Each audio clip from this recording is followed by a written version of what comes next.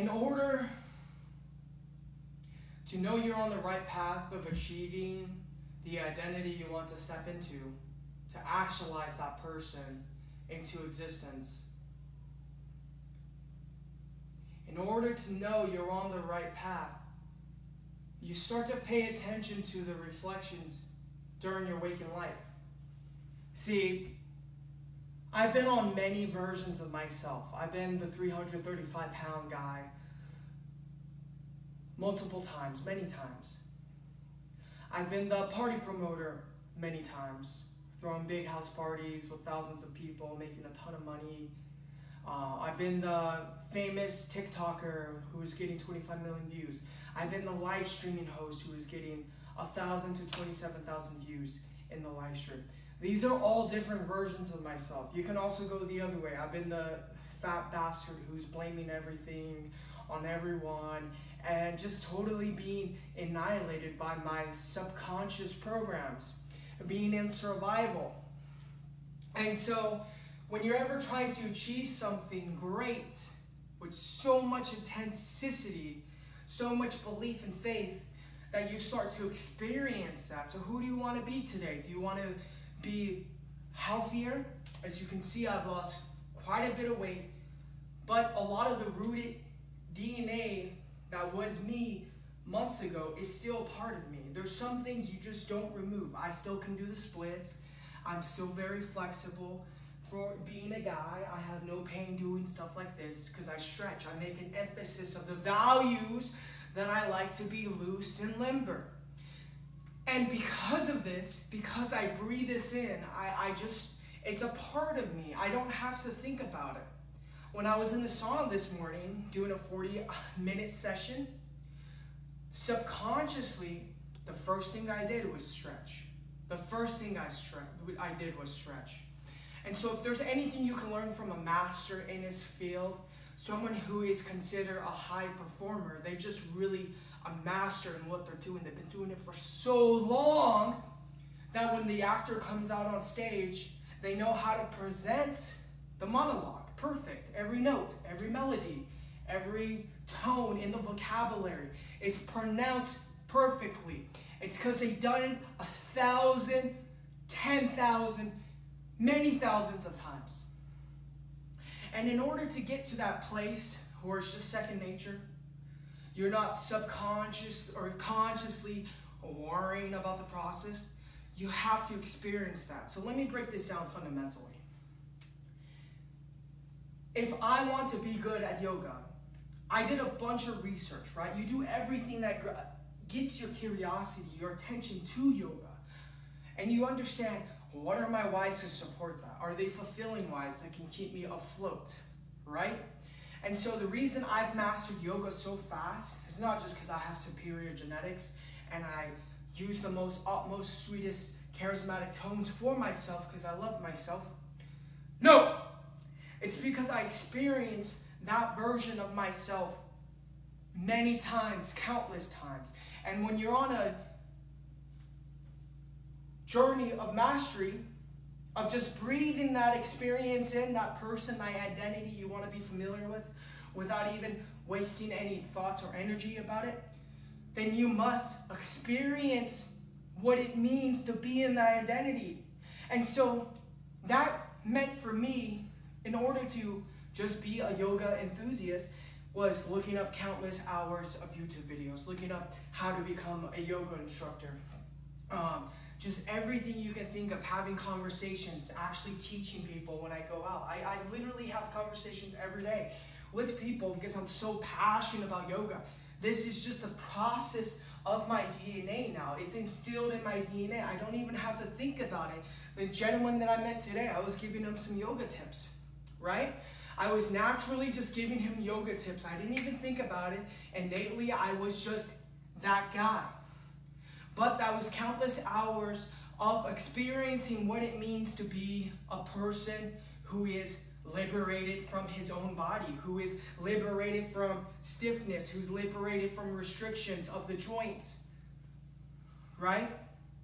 And so countless hours of crawling, sitting on my knees, doing the baby pose, doing this pose. You see what I mean? Like, my back is so loose. I used to not be able to do this stuff. Doing a pose on the wall. But where it starts to get super, very beautiful and potent and strong is when you wake up in the morning. This is when you know you're on the trajectory of masteries. When you wake up in the morning and the first thought is, I need to get on the floor and do some crawls.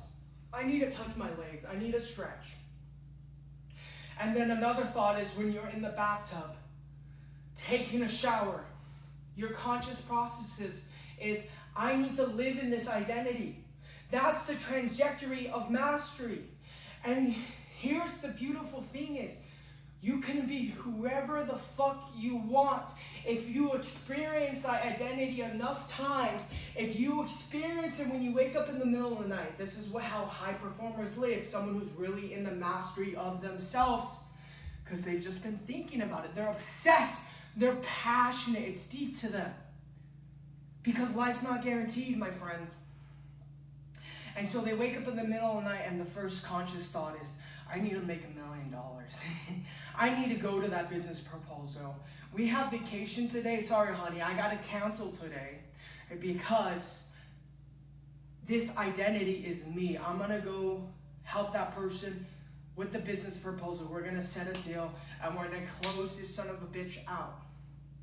Do you understand this?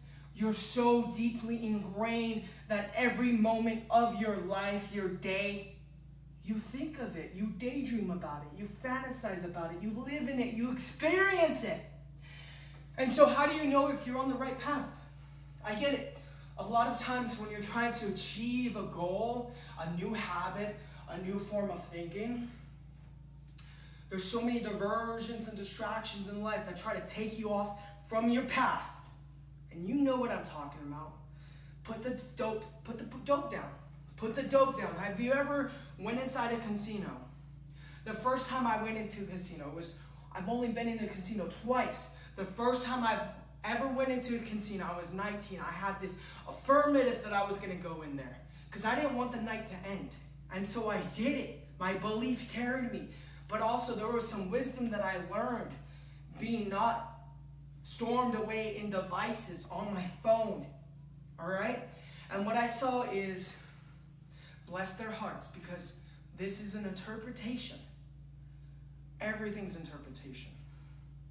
But from experience, from past experience of people that I've met, from even experiences from myself, is we have this fantasy that, oh, we're going to get rich quick, putting some coins down. Everyone has their own motive and reason. There's probably thousands of different reasons. But where the wisdom came is when I saw people just mindlessly 3 a.m., just putting coins down, just mindlessly. And then I reflected on my daily life. How many people are just mindlessly just doing the dope? They're on their phone. Like, go out. I don't have to lie about this. This is the truth. You know what I'm talking about. You're so enslaved to the devices around you. It's fucking terrifying. I don't know why I'm the only person that sees it this way, but it's fucking terrifying to be so consumed in the devices that you lose all self-awareness, you lose all being, which is the most potent and strongest thing in the world, is your self-awareness and presence. Most people don't live in that. Just go out. Let this be proof of this truth. Go out and look. How many young people or old people do you see that have to pull out their phone just to comfort themselves? This is the society we're living in. This is the shit we're living in. So it's time to wake up. People say it's not deep. Fucking run away from those people. I've never met someone in my life who's actually made it so freaking far, who didn't have a care, who didn't have so many values place within their life. Oh, I'm not going to go stay up at night. I'm not going to go out and hang out with these loser friends. I never met someone who wasn't so deep in their fucking life who wasn't crushing it in life, in all realms. It's just facts. It's just facts. So if you can't take this serious, you're never going to take anything serious, and you're just lying to yourself. Because when I was a teen, I thought the same thing. Oh yeah, it's not fucking serious. It's not deep. I got that loser mentality. There was times where I got that loser mentality, but then I also remembered, during the darkest shit in your life, when people try to take your soul away, you saw beauty in the moments, and you saw what could be. So why would I continue down this dark path of average, mediocre life when I can have everything by just expressing myself in the identity that I want to be? And it's showing up and experience it as many times as you can, daydreaming about it, visualizing it, telling yourself the affirmations about it, teaching other people about it. This is what reinforces your higher version of yourself.